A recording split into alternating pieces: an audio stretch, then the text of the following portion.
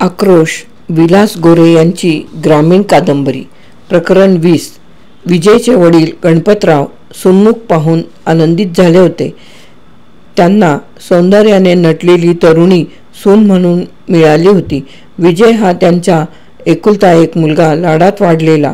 गणपतराव स्वतः शिक्षकी पेशात काम करत असल्यामुळे त्यांनी आपल्या मुलावर बालपणापासून चांगले संस्कार केले होते। त्याच्या शिक्षणाकडे लक्ष दिले होते। 2 मुली D.Ed होऊन प्राथमिक शाळेत शिक्षिका झाल्या होत्या। गणपतराव जिल्ह्याच्या हायस्कूलमध्ये शिक्षक म्हणून काम करीत होते। ते इंग्रजी व मराठीचे अध्ययन करायचे। मुलगा MA ला विद्यापीठात पहिला आला।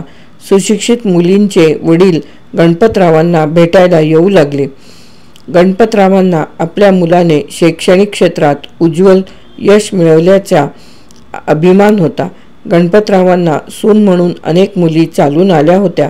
त्या सर्वात प्रियंका सून म्हणून गणपतरावांना आवडली होती। त्यांनी सून म्हणून प्रियंकाची निवड केली होती। तरीही विजयचे मन जाणून घेण्यासाठी ते उतावीळ झाले होते। ते उत्सुकतेने उठले आणि विजयच्या खोलीत आले। त्यावेळी विजय वाचनात मग्न झाला होता। गणपतराव म्हणाले, विजयने वडिलांनी मारलेली हाक ऐकली आणि त्याने वाचन थांबवून पुस्तक बाजूला टेबलावर ठेवले आणि वडिलांना प्रत्युत्तर दिले, बाबा काय? विजय, मला तुझ्याशी थोडं बोलायचं आहे। मग बोला की। खरोखर तुला प्रियंका आवडली का? होय बाबा, मला खरोखरच प्रियंका अगदी मनापासून आवडली। विजय, तू लग्नानंतर काय करायचं ठरवलं आहेस? मी चांगल्या कॉलेजात प्राध्यापक होणार। आणि लग्नानंतर प्रियंकाचं काय करायचे ठरवले आहेस?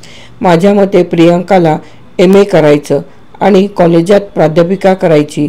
कसं काय वाटला माझा विचार तुम्हाला? अगदी माझ्या मनातलं बोललास। मला तुझा प्लॅन खरोखर आवडला। काय हरकत नाही, सारं काही तुमच्या मनासारखं होतंय ना?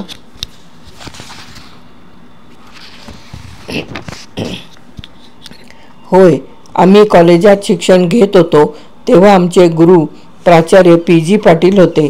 त्यांची पत्नी ही कॉलेजात प्राध्यापिका होती। दोघेही इंग्रजीचे प्राध्यापक म्हणून प्रसिद्धीला आलेले। आयुष्यभर त्यांनी कॉलेजात इंग्रजीचे अध्ययन केले। त्यांच्या आयुष्याचे सोने झाले। त्यांच्यासारखे भाग्य मला लाभले नाही। निदान माझ्या मुलाच्या आयुष्यात तरी तसले तेजस्वी भाग्य लाभत आहे। यातच माझं स्वप्न साकार होत आहे। विजय, मला काय म्हणायचं आहे ते समजलं ना? होय, तुम्हाला काय म्हणायचं आहे ते मला खरोखर चांगलं समजलं। तुम्हाला तुमच्या दोघांना पगार मासिक 50,000 मिळेल, अर्थात त्यामुळे पैशाची अडचण पडणार नाही।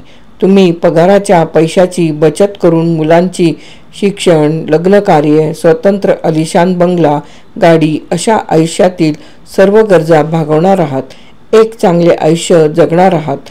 फक्त आपलं ध्येय सोडू नका। बाबा, आम्ही आमचे ध्येय कदापि सोडणार नाही। विजय, आता आपण साखरपुड्याच्या तयारीला लागायला हवं। होय। गणपतराव हर्षभरीत होऊन विजयच्या खोलीतून बाहेर पडले। किचन रूममध्ये आपल्या पत्नीजवळ आले।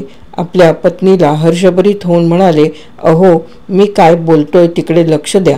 आपल्या विजयला प्रियंका पसंत पडली। बरं, मग आता साखरपुडा करायला काही हरकत नाही। मग करा की साखरपुडा, माझी काही हरकत नाही। खरोखर अगदी मनातलं सांग, तुला सून म्हणून पसंत आहे ना प्रियंका? होय, अगदी मनातलं सांगते, मला सून म्हणून प्रियंका पसंत आहे। मग लग्नाच्या तयारीला लागायला काही हरकत नाही। होय, पण लग्न कार्यासाठी पैशाची तयारी केली ना? पैशाची तू मुळीच काळजी करू नकोस। लग्न कार्यासाठी पैशाची तयारी आहेच। खर्चासाठी पैशाची अडचण पडणार नाही। मग लागा साखरपुड्याच्या तयारीला। ठीक आहे, गणपतराव म्हणाले आणि किचन रूममधून बाहेर पडले। प्रकरण 20 येथे समाप्त। आक्रोश विलास गोरे।